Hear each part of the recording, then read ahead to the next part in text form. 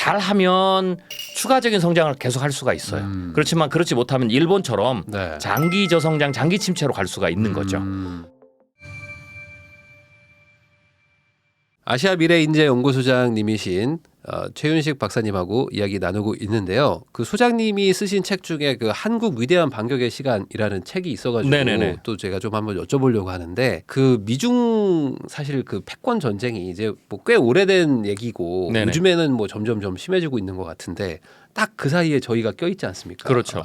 그러다 보니까 참 우리가 좀 난감한 상황인 것 같고 요 분야도 전문가시니까 도대체 우리의 지금 이 포지션이 어떤지도 좀 궁금하고 또 거기서 또 러시아는 또 저 전쟁하고 있으니까 이제 또 러시아 미국이 또 같이 또 붙는 거 아닌가 또 전쟁 한번 하는 거 아닌가 뭐 이런 걱정도 하시는 분들도 많은데 이 세계 경쟁 구도를 어떻게 봐야 됩니까? 네, 일단 제가 뭐 한국 위대한 반격의 시간 이 책에서는 네. 이제 앞에도 설명드렸던 지금 일어나고 있는 경제적 위기가 어떻게 전개될 것인가라는 부분을 조금 시나리오로 다뤘고요. 네. 그렇지만 사실은 이거는 뭐 장기적인 위기는 아니죠. 어차피 이 반복적으로 나타나는 거고 긴축 시작에서 끝날 때가 한 3, 4년간 일어나는 뭐 혹은 단기 혹은 중기적인 네. 미래죠. 그렇지만 그것 이후에도 우리는 계속 생활을 해야 되잖아요. 그래서 그것 이후에 어떤 일이 또 더 벌어질지라는 부분에 대해서 이제 시나리오를 발표한 책인데 네. 첫 번째로 우리가 생각해야 될 것은 경제 위기가 끝나고 난 이후에 뭐 자산 대학살이 끝난 이후에 자산 시장은 다시 또 상승을 하겠죠. 네. 부동산도 회복이 될 거고 그리고 난 이후에 기업의 입장에서 보면 이제 본격적으로 4차 산업혁명의 어떤 그 시장에 대한 본격적인 경쟁이 시작된다. 네. 뭐 그렇게 보면 자산 시장에서도 예를 들면 4차 산업혁명과 관련된 어떤 주식이라든지 어떤 기업들이 또 다시 살아남는 기업들이 또 계속 성장을 하는 일이 그러겠죠. 벌어지겠죠. 네. 이제 그때에 한국이 네. 어떤 스탠스를 갖느냐 아니면 어떤 스탠스를 가져야 생존할 수 있느냐라는 네. 부분을 조금 그 다뤄봤어요. 네. 예를 들면 한국은 지금 두 가지의 미래로 나눠져 있는데 이 경제 위기가 지나가고 나면 분기점이 오거든요. 그 분기점에서 잘하면 추가적인 성장을 계속 할 수가 있어요. 그렇지만 그렇지 못하면 일본처럼 네. 장기 저성장, 장기 침체로 갈 수가 있는 거죠. 이제 그럴 때 이제 가장 중요한 포인트가 뭐냐면 제가 이제 책에서 지적한 게 기업의 경쟁력 혹은 4차 산업혁명에 있어서의 어떤 그 변화의 흐름을 잘 타는 게 개인이든 네. 기업이든 국가든 이게 굉장히 중요하죠. 예를 들면 이제 제가 이렇게 비유를 하는데요. 1990년대에 한국과 일본을 비교했을 때 두 나라가 경제에 있어서 굉장히 중요한 위기를 한 번씩 맞았습니다. 네. 한국은 이제 외환 위기를 맞았고요. 네. 일본 같은 경우는 1985년 프라자 합의 이후에 부동산 버블 쭉 올라가고 1990년대 초반에 부동산 버블 붕괴가 붕괴되면서 네. 금융위기를 똑같이 맞았죠. 일본은 금융위기를 맞았고 우리는 외환 위기를 맞았고 우리도 외환 위기를 맞으면서 은행이 파산했고 네. 일본도 은행들이 파산하고 수많은 기업들이 파산했죠. 네. 그런데 그 똑같은 충격을 거의 동급에 관한 국가적인 충격을 받았는데 그 이후에 한국과 일본의 경제가 달라요. 차이가 있군요. 그렇죠. 일본 경제는 성장이 멈췄어요. 네. 그때부터 잃어버린 20년, 30년이 갔고요. 우리나라는 그 정도 동일한 충격을 받았는데 우리는 그걸 빨리 회복하고 이전의 성장 속도를 다시 회복해서 계속 성장을 했어. 네. 그래서 이제 요 근래 나오는 게 일본이 곧 한국에 추월당한다라고 했던 거죠. 네. 그래서 그 추월당하는 것은 일본이 성장이 멈춰서 그런 거예요. 한국은 지속적인 성장을 쭉 네. 해서 결국 그렇겠죠. 추월을 해버린 거죠. 네. 두 나라는 왜 어디서 차이가 있었느냐라는 네. 걸 여러 가지 측면에서 분석할 수 있는데 제가 분석하는 가장 핵심적인 이유는 그 당시에 90년대에 그 충격을 받고 난 다음에 이 산업에서는 어떤 분위기가 일어났냐면 제3차 산업혁명이 일어났어요. 인터넷, 모바일 뭐 이런. 네. 예. 그런데 한국은 외환위기를 맞고 난 이후에 김대중 정부가 한국의 살 길, 뭐 근무옥이 되고 여러 가지도 네. 했지만 한국의 살 길을 잡을 때 우리는 수출 국가니까 네. 결국 산업에서 혹은 제조업에서 경쟁력을 계속 유지해야 되잖아요. 그래서 그때 반도체를 포함해가지고 이 정보통신혁명에 네. 국가의 명운을 걸고 정부가 지원해서 엄청나게 투자를 하고 아. 기업이 전체적으로 가이드를 해서 그쪽으로 바꿨어요. 맞아요. 기억납니다. 그렇죠. 네. 예. 그래서 사실은 우리는 지금 뭐 우리가 이 인터넷 뭐 방송도 하고 있지만 사실 인터넷 인프라가 네. 세계적입니다. 그때는 세계 막 압도적 1등. 압도적이죠. 뭐 광랜. 광랜 막 깔고 그랬잖아요. 맞아요. 근데 이걸 개발한 나라는 미국이에요. 그런데 미국은 지금도 가도 한국이 훨씬 나아요. 그러니까 예를 들면 제가 이렇게 표현을 하는데요. 우리가 이제 이 분위기에 우리가 익숙하니까 이게 얼마만큼 이 놀라운 너무 건지를 좋은지 몰라. 그렇죠. 체감 네. 못하죠. 네. 그런데 이 인프라는 굉장히 중요해요. 정부의 역할이. 네. 인프라가 어떻게 깔리느냐에 따라서 그 위에 산업이 쓰느냐 못 쓰느냐가 되거든요. 네. 예를 들면 한국은 게임으로 보면 인터넷 게임이 세계 최고잖아요. 그런데 미국에 가면 미국의 인터넷 게임이 세계 최고가 아니에요. 뒤떨어져 있어요. 네. 대신 미국은 콘솔 게임이 굉장히 발달했어요. 네네네. 그래서 미국에 가면 여전히 뭐 엑스박스든 뭐 이런 뭐 소니 뭐 네. 그다음에 뭐 마이크로소프트 닌텐도, 뭐 이런 게 많이 있어요. 네. 이유가 있어요. 왜냐하면 미국은 여전히 이 인프라가 인터넷 인프라가 안 되니까 인터넷 게임이 돌지를 않아요. 그러니까 어쩔 수 없이 이 콘솔 게임이 쭉 유지를 된 거고 네. 우리는 콘솔 게임보다는 인터넷 게임 훨씬 낫잖아요. 네. 네, 콘솔 게임보다 이게 훨씬 더 인터랙티브하고 재밌거든요. 네.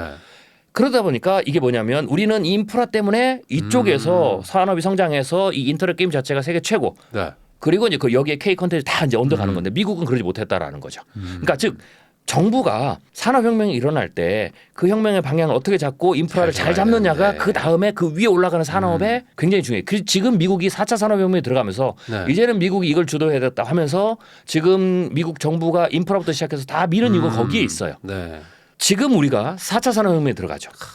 1990년대 한국은 그걸 성공했는데 네. 일본은 거기서 뒤처진 거예요. 네. 그래서 결국은 일본은 3차 산업혁명에서의 어떤 많은 산업들이 한국보다 뒤처지게 된 거죠. 후퇴되고 예. 아직도 팩스 보내고 그렇죠. 도장 찍고. 그러니까 이제 성장이 안 되죠. 네. 자산시장은 무너졌죠. 네. 그래서 일본은 잃어버린 30년을 간 거예요. 자, 이제 우리가 한 번 더 그 변곡점에 들어간다는 거죠. 네. 이제 4차 산업혁명에서 우리나라가 지금 일본이 1990년대에 나타났던 문제가 우리나라에 나타나요. 고령화부터 시작해가지고. 자산시장에 굉장히 큰 버블, 네. 더 이상 추가로 크게 오를 수 없는 성장의 한계에 도달한 거, 네. 뭐 이런 것들. 예. 그리고 서비스 시장도 사실 이제 위축이 되기 시작하죠. 그런 상황인데 이때 우리가 4차 산업혁명이라는 것에서 만약에 이것을 3차 산업혁명에 성공했던 것처럼 4차 산업혁명에서 성공을 해서 경쟁력을 가지면 네. 우리는 좀 더 성장을 할 수 있지만 만약에 거기에서 일본처럼 그렇다고 해서 일본이 3차 산업혁명에서 정보통신 산업에서 아무것도 안 한 게 아니거든요. 세계 1등을 못 한 거예요. 네. 예, 2위 그룹으로 네. 전락한 거죠. 예, 우리도 4차 산업혁명에서 따라갈 수는 있지만 네. 우리가 3차 산업혁명에서의 세계 선두 그룹에 들어서 끌고 갔던 그 경쟁력을 못 가지고 가지면. 2위 그룹이나 3위 그룹으로 밀리게 되면 네. 우리나라는 이때부터 굉장히 심각한 상황에 들어간다. 네. 그렇지만 이제 저는 이제 개인적으로 한국의 기업들을 분석했을 때 그리고 지금 나아가는 어떤 그 역량이나 방향을 봤을 때 네. 충분히 가능하다. 그래서 한국 위대한 반격의 시간이라는 책에서 우리가 한 번 더 반격을 할 수 있다. 이 위기 이후에 이제 그런 어떤 시나리오들은 이제 반격이라는 펼쳐놓은 거는 거죠. 우선은 수비력도 있지만 공격력도 있다는 거니까. 그렇죠. 공격력도 우리가 있다라는 거죠. 할만하다는 거잖아요. 할만하죠. 아직은. 단 이제 숨은 복병이 있어요. 그게 이제 제가 미중 패권 네. 이 시나리오에서 한 그러니까 지금 이게 문제잖아요. 예, 그게 문제죠. 이게 문제잖아요. 지금. 네네네. 미국은 미국대로 우리 편 하라고 그러고 중국은 가만 안 둔다고 그러고 지금 그렇죠. 어떻게 해야 되는 여기서 또 러시아는 또 저러고 있으니까. 러시아는 저러죠. 네. 제가 이제 한 2008년 10년 이쯤에 이제 미중 네. 패권 전쟁이라는 시나리오를 제가 그때 처음 발표를 네. 했어요. 그때는 차이메리카 그래가지고 미국과 중국이 굉장히 좋은 관계였어요. 그때 제가 남들이 이제 미래학자는 남들이 보지 못하는 새로운 뭐 황당한 건 아니지만 네. 충분히 논리적으로 확률적으로 그럴싸한 미래를 먼저 봐서 알려주는 게 미래학자의 역할이거든요. 그래서 네. 그때 제가 뭐라고 했냐면 이제 뜻밖의 미래를 좀 생각해봐야 된다. 지금은 차이메리카로 굉장히 두 나라가 잘 나가고 둘이 막 성장을 같이 하는데 네. 이 두 나라가 깨져서 패권 전쟁을 할 수 있는 미래를 생각해 봐야 된다. 네. 그래서 제가 이제 그때 미중 패권 전쟁 시나리오를 던진 거예요. 네. 실제로 결국 그렇게 됐고. 그래서 이제 뭐 한 10년 이상 훌쩍 지났지 않습니까? 네. 그러면서 지금은 이제 모두가 다 미중 패권 전쟁 그리고 그것도 3단계 들어서 아주 갈등이 극대화되고 심각한 수준으로 그렇죠. 가는 단계를 네. 이제 모두가 생각을 해요. 네. 물론 그 미래는 일단 기본 베이스라인 퓨처예요. 그렇지만 저는 이 시점에서 다시 우리가 생각을 바꿔서 또 다른 미래를 생각해 봐야 된다. 그게 뭐냐면 미중 패권 전쟁이 당분간 제가 이제 책에서 한 10년 정도는 갈등 상태를 최고조로 시키면서 가겠지만 둘 중에 하나가 죽어야 끝나는 데까지 안 갈 수 있다. 한 명이 조금 화해해졌죠. 그렇죠. 멈출 수 있다라는 거죠. 그렇게 되면 우리가 뜻밖의 미래는 뭐냐면 네. 둘이 다시 차이메리카 어게인이 될 수가 있다. 그렇게 됐을 때에 네. 한국은 이게 중요해요. 이 시나리오가. 네. 그렇게 됐을 때에는 우리가 모든 미중 전략이 네. 수출 전략이든 외교 전략이 전부 다 미중 패권 전쟁에다 묻혀져 있어. 네. 둘 중에 어디를 선택해야 되느냐를 그렇죠, 지금 정권이 지금. 바뀔 때마다 네, 왔다 네, 갔다 하고 네. 있는데 그게 아니라 기업도 마찬가지고요. 거꾸로 만약에 차이메리카 어게인이 되면 이제 미중에 동시에 역습을 왔습니다. 미중이 서로 손을 잡으면 네. 한국의 역할이 필요 없어져 버려요. 더 이상. 더 이상. 그러네. 예, 예를 들면 반도체 같은 경우에 지금은 미국이 중국의 반도체를 패권해서 못 따라오기 위해서 중국을 견제하고 우리가 거기에 네. 지금 부메랑을 맞고 있잖아요. 네. 그리고 이제 미국에다가 공장을 설립해라. 근데 이번에 이제 보는 반도체 지원 보면 독소 조항이 굉장히 많잖아요. 네. 저는 이제 기업에 이렇게 얘기하는데요. 우리가 지금까지는 중국이 한국 기술을 탈취하는 것에 대해서 신경이 곤두서 있었어요. 그런데 앞으로 10년은 미국이 우리나라 기술을 거를. 탈취하는 것을 조심해야 된다. 네. 그러면 10년 동안 만약에 이 관계를 간다고 해보세요. 네. 그러면 중국은 미국이 견제해줘서 우리가 중국의 추격을 어느 정도는 떨어뜨려서 안심하겠지만 네. 거꾸로 미국이 네. 그 과정 속에서 자국 우선주의를 하면서 한국의 기술력을 다 습득을 하는 거죠. 미국은 두 가지 이유 때문에 지금 이걸 하는데요. 네. 첫 번째 표면적인 이유는 선거가 곧 있잖아요. 네. 그러면 이 공장을 해서 일자리를 만드는 게 선거에 굉장히 중요한 그렇죠. 부분이죠. 그 부분이 이제 표면적인 거고요. 네. 실제로는 4차 산업혁명에 있어서 가장 기본이 되는 그런 기술들 그중에 하나가 이제 반도체가 되는 거죠. 네. 왜냐하면 반도체 없으면 자율주행, 로봇, 인공지능 다 안 되는 거니까. 그 부분에 있어서 미국이 설계는 세계 최고인데 이것을 제조하는 부분들 이런 부분들에 있어서는 지금 과거에는 다 맡겼는데 이거를 자국에서 해보려고 하는 거죠. 그래서 반도체의 전체적인 생태계를 다 만들어서 주도를 하겠다라는 거예요. 왜냐하면 이거는 4차 산업혁명뿐만 아니라 제가 이제 2050년경이 되면 5차 산업혁명도 오는데 4차, 5차 산업혁명이 굉장히 중요한 인프라예요. 이거를 반도체가. 그렇죠. 반도체가 그 중에 하나인 거죠. 네. 네. 그렇기 때문에 이거를 모든 전 공정 하이어라키를 자국 안에서 잡지 못하면 이게 안 된다는 거죠. 네. 다행히 지금 우리나라가 지금 삼성 포함해서 지금 네. 반도체 생태계를 우리가 우리나라에 직접 하겠다. 이게 이제 반대급부인데 미국이 그렇게 나오니까 이제 우리가 살 방법으로도 했지만 또 하나 같은 거예요. 그러니까 그것이 굉장히 중요하다라는 거죠. 우리도 우리가 어떻게든 이거 그렇죠. 쥐고 있어야 전체를 된다. 다. 네. 우리는 이제 설계까지도 이제 해봐야 되겠다. 다. 이제 이렇게 가는 거죠. 시스템 반도체 다 해서. 네. 미국이 그렇게 하는 거예요. 근데 이제 만약에 10년 이내에 미국은 그렇게 할 수가 있어요. 그러면 10년 이후를 우리가 한번 생각해 보죠. 미국이 그렇게 해서 이제 반도체 부분에 있어서 그 모든 것을 이제 한국 없이도 다 할 수 있는 기술을 다 가졌다. 네. 소재는 일본하고 손을 잡으면 돼요. 그런 상황에서 갑자기 미국이 네.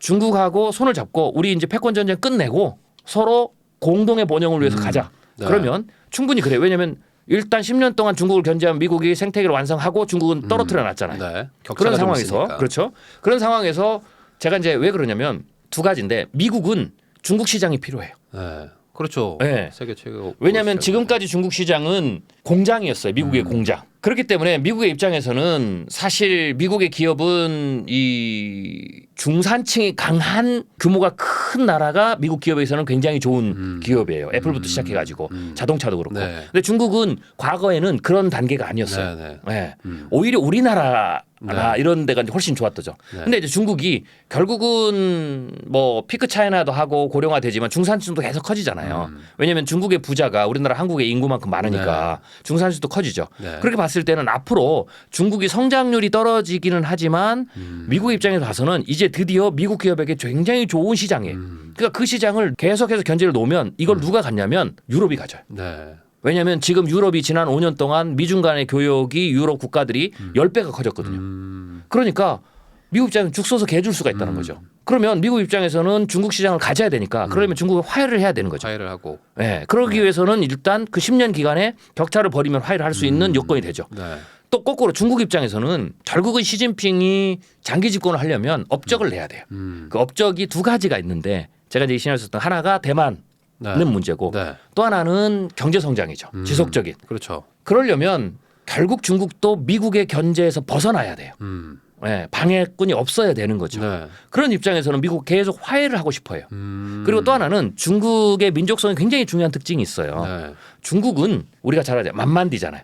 길게 대륙적 기지가 네. 길게 봐요. 그 말은 뭐냐면 우리는 많은 사람을 주위에 보는 사람들은 중국이 미국의 패권을 도전해서 굉장히 빠른 시간 안에 미국을 넘어서서 1위 국가에 가기를 원한다라고 생각하지만 중국은 그렇지 않습니다. 실제로는. 오히려 중국은 오케이 우리가 1등이 될 수 있어. 그렇지만 굳이 급한 게 아니야. 네. 마치 대만도 네. 그냥 중국은 우리나라로 생각하고 언젠가는 통일하겠다라고 놔둔 거잖아요. 근데 네. 이게 급해진 거는 자꾸 미국이 대만을 분리 독립을 시키려고 하니까 급하게 나온 것뿐이에요. 네. 그러니까 만약에 대만도 네. 미국이 거기 손을 다시 떼서 과거처럼 다시 돌아가 버리면 굳이 군사 공격을 하지 않을 거예요. 그런 것처럼 중국의 스타일은 이런 거죠. 뭐 이런 거죠. 누가 더 오래 가나 보자. 언젠가는 우리가 넘어가는데 굳이 우리의 역사를 봐라. 그렇죠. 우리가 손해 보면서까지 1등을 빨리 할 필요가 없다. 라는 거죠. 그러니까 중국 사람들의 굉장히 중요한 특성은 이념보다 이익, 이윤 이게 훨씬 더. 왜냐하면 우리가 중국을 상인전 기질이라고 그러잖아요. 그렇죠. 그렇기 때문에 이거는 그렇기 때문에 흑모백모를 한 거예요. 이념도 중요한데 그보다 더 중요한 게 우리가 잘 먹고 잘 사는 거다. 중국은 언제든지 그래요. 그래서 이윤이 앞서기 때문에 굳이 패권을 1등 우리가 2등도 되고 하는데 뭐 시간 지나고 뭐 100년 후에도 우리가 1등 되면 되는데 굳이 지금 당장 1등을 하려고 해서 우리가 손해 보는 일은 심지어는 공산당 체제 자체가 무너진 일을 왜 하냐라는 거죠. 그래서 자꾸 중국이 화해 제스처를 보내는 거예요. 우리 1등 안 한다. 그게 그 말이에요. 근데 미국이 보기에는 중국이 이 4차 산업에서 굉장히 위협적으로 올라오잖아요. 그래서 미국이 자국의 능력을 완전하게 회복해서 이제는 중국이 뭐 반도체를 시작해도 초격차가 돼서 큰 문제가 없다고 할 때까지 지금 시간을 버는 거예요. 그러니까 저는 그렇게 교통 정리를 할 때까지 좀 시간 좀 그렇죠. 벌고 싶은 거군요. 그게 10년이에요. 저는 10년이면 된다. 그러면 양가가 서로 어떻게 돼? 양국이 차이메이커를 다시 합니다. 이해관계가 맞아지고 그렇죠. 우리는 탈탈 털리네요. 그렇죠. 미국이 기술을 갖고 중국은 시장을 주고 둘이 손을 잡으면 반도체에서 소재는 일본이 따라가면 되니까. 그리고 심지어는 다른 나라가 한국을 대신할 수도 있거든요. 왜냐하면 베트남이 떠오르고 인도가 떠오르니까. 그러니까 미국이 우리를 공식적으로 팽하지는 않아요. 동맹이니까. 그러나 우리 의존도가 현저히 떨어지죠. 그래서 우리의 요구를 굳이 들어줄 이유가 없어요. 별로 좋은 얘기가 아니잖아요. 이거. 그렇죠. 그게 지금은 차이메리카 어게인 나타났을 때 한국 기업이 한국의 정부가 굉장히 조심해야 돼. 그래서 이제는 그 가능성이 충분히 있고 러시아가 미국 패권 전쟁에 참여하면서 그게 더 빨라졌어요. 왜냐하면 러시아가 참여하기 전에는 저는 어떻게 봤냐면 패권 전쟁이 2인 게임이었어요. 2인 게임. 그런데 러시아가 들어오면 3인 게임으로 바뀌었거든요. 그러면 게임인으로서 2인 게임과 3인 게임은 굉장히 달라요. 그러겠죠. 2인 게임은 둘이 부딪히는 거잖아요. 둘이 힘겨루기를 해야 돼. 근데 3인 게임이 되면 기본적으로 2대1 구조가 돼요. 그러면 누구와 손을 잡느냐가 굉장히 중요해요. 서로 힘이 균형이 팽팽하거나 혹은 한쪽이 약간 우세할 때의 2인 게임인데 3인 게임이 되면 이 두 플레이어보다 힘이 약한 나라가 들어와도 이 나라가 어디에 쏠리느냐에 따라서 완전히 판이 바뀌어요. 러시아가 지금 그 역할을 하는 거예요. 그러면 러시아가 미국에 붙느냐 중국에 붙느냐 아니면 중국이 미국과 손을 잡느냐 이게 굉장히 구도가 달라지는 거죠. 그런데 러시아가 미국하고 손을 잡을 일은 없죠. 그거 약간 감정상 안 되는 거 아니에요? 그렇죠. 그리고 그래서 지금 러시아가 중국하고 손을 잡아요. 근데 중국과 러시아는 사실 겉으로는 표면적으로는 서로 손을 잡을 수 있지만 서로 라이벌입니다. 그런 묘한 관계가 있어요. 그다음에 또 하나는 미국의 입장에서 러시아와 중국을 1대1로 지금 패권 전쟁 하기도 좀 버거운데 러시아가 약하지만 중국하고 손을 잡으면 굉장히 힘들어지거든요. 애매하죠. 그러면 미국이 어떻게 되냐면 둘을 갈라놔야 돼요. 그럼 둘을 갈라놓으려면 둘 중에 하나 손을 잡아야 되죠. 근데 러시아는 손을 못 잡는다는 거죠. 그러면 미국 입장에서는 중국과 손을 잡는 게 이득이 크죠. 그래서 한 10년 정도는 미국의 전략을 제가 어떻게 보냐면 아까 기술적 측면에서 중국과 격차를 벌이는 거고 초격차를 하곤 하고 그다음에 지금 우크라이나 전쟁을 계기로 우크라이나 전쟁이 장기화될 건데 러시아를 국력을 소모를 시킬 거예요. 왜냐하면 러시아가 과거에 구소련 체제일 때 미국도 아프간 전쟁에서 패했지만 러시아도 아프간 전쟁 9년 동안 하면서 구소련이 붕괴되기 직전에 국력 소모가 굉장히 컸어요. 그래서 이걸 뭐라고 그랬냐면 그 전쟁을 곰덫이라고 했어요. 베어트랩. 러시아가 곰이잖아요. 이걸 잡은 그러니까 이 포획한 이 덫이었다. 지금 미국의 입장에서는 과거 역사를 본다면 지금 우크라이나 전쟁에서 장기적으로 발목을 잡히는 게 비슷한 현상이 될 수도 있어요. 지금 러시아가 국력을 총동원해가지고 지금 전쟁에 물자를 퍼붓잖아요. 그러니까 이게 미국의 입장에서는 우크라이나를 러시아가 전부 다 통일을 하지 않는다면 빨리 끝내는 것보다는 러시아가 여기에 우크라이나의 덫에 갇혀서 국력을 지속적으로 오랫동안 회복하는 게 좋아요. 그게 또 10년이 될 수 있어요. 혹은 우크라이나가 다른 지역에서. 그렇게 됐을 때 중국하고 손을 잡으면 어떻게 되냐면 중국의 문제, 러시아 문제를 동시에 해결하는 거죠. 만약에 미국이 10년 안에 그걸 못하면 어떤 문제가 또 생기냐면 미국의 경제적으로 최대의 라이벌 중에 하나는 유럽이에요. 이 유럽의 행보가 지금 애매합니다. 지금 러시아 문제, 우크라이나 문제로서는 나토화 되면서 굉장히 급격하게 친해졌지만 경제적으로는 유럽이 스탠스가 달라요. 즉 미국을 패권 전쟁에서 중국을 계속 몰아붙이고 있는데 이 유럽은 아까도 얘기했지만 지난 5년 동안 10배 교육이 늘었거든요. 유럽은 중국 시장을 굉장히 눈독을 들이고 있어요. 유럽 입장에서 중국 시장을 잡으면 미국을 초월할 수가 있거든요. 그러니까 유럽은 왜 만들어졌냐면 우리가 이제 그걸 또 알아야 돼요. 유로 공동체가 만들어지는 두 가지 이유가 있어요. 하나는 유럽에서 가장 전쟁의 위험성을 높이 만든 나라가 독일이죠. 이 독일의 문제를 해결해야 돼요. 그러면 해결하는 방법은 그냥 통일하는 거예요. 합치는 거. 네. 그게 첫 번째 이유. 네. 그래서 유럽의 군사적 어떤 전쟁의 안정성을 높인다. 네. 또 하나는 유럽이 미국과 라이벌이죠. 네. 왜냐하면 미국이 경제 패권을 갖기 전에 유럽이 가졌었으니까. 그걸 놓칠 수 없는 거예요. 네. 자존심 상했죠. 그러면 네. 미국하고 대결하려면 결국은 절대적인 시장이 중요하죠. 그렇죠. 규모가 있어야죠. 그렇죠. 그래서 5억 시장을 만든 거예요. 그래서 유럽은 지금도 여전히 군사적으로는 미국에서 러시아의 문제가 있고 네. 해서 동맹을 맺지만 경제적으로는 미국을 추월하기를 원해요. 네. 그럴 그럴 때에 유럽이나 미국 입장에서 가장 지속적인 성장을 위해서 중요한 시장은 중국 시장이라는 거죠. 아시아 시장이라는 네. 거죠. 이럴 때에 미국이 패권 전쟁을 할 때 유럽이 그래서 뒤로 계속 중국하고 조인을 한 거예요. 그럼 미국이 패권 전쟁을 안 끝내면 그 시장을 누가 가져요?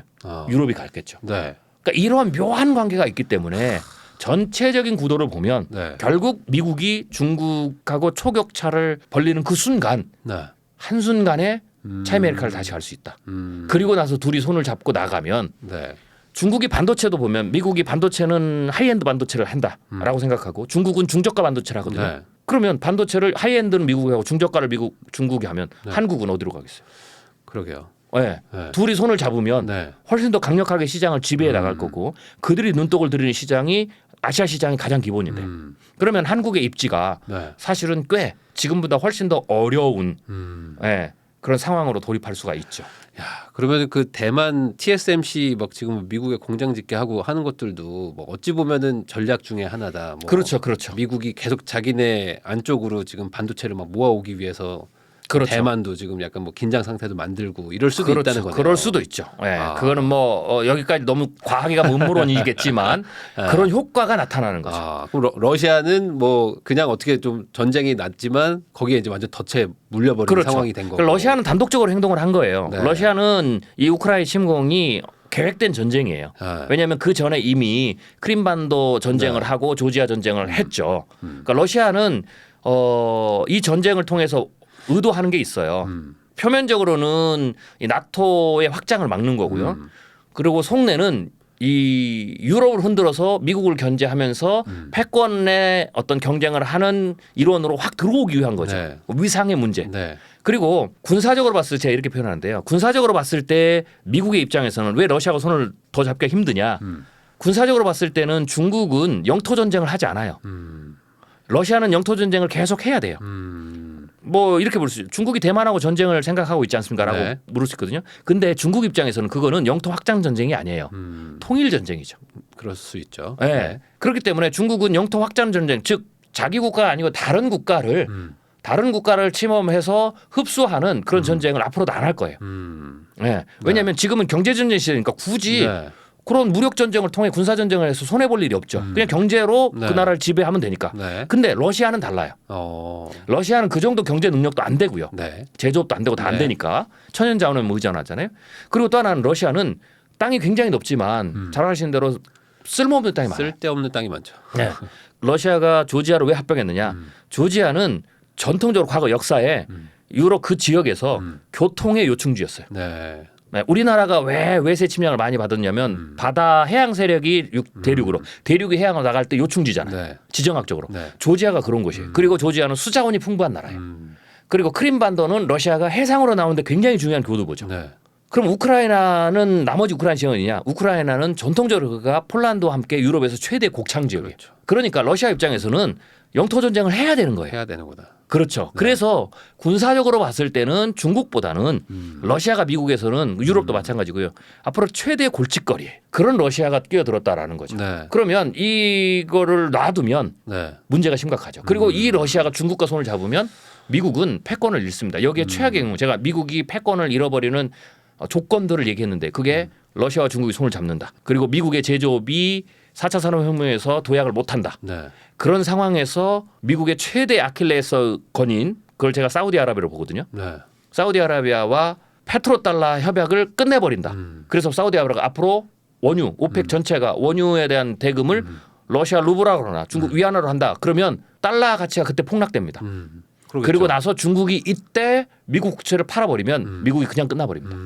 이게 최악의 시나리오예요. 네. 이런 걸 막아야 되죠. 그래서 사우디하고도 관계 개선을 할 거고 다 이런 이제 요소들이죠. 그러니까 그런 것들을 제가 보기에는 10년 이내에 미국이 작업을 완료해서 나가게 될 것이다. 그 가능성이 네. 패권 전쟁에서 둘 중에 하나 끝장을 보는 것보다 훨씬 더 지금 확률적으로 높아지고 있는 시나리오입니다. 이 얘기를 듣다 보면은 우리나라의 입장이 없네요. 우리나라는 지금 뭐 방법이 없는 건가요? 그냥 이 여기서 휘둘릴 수밖에 없는 건가요?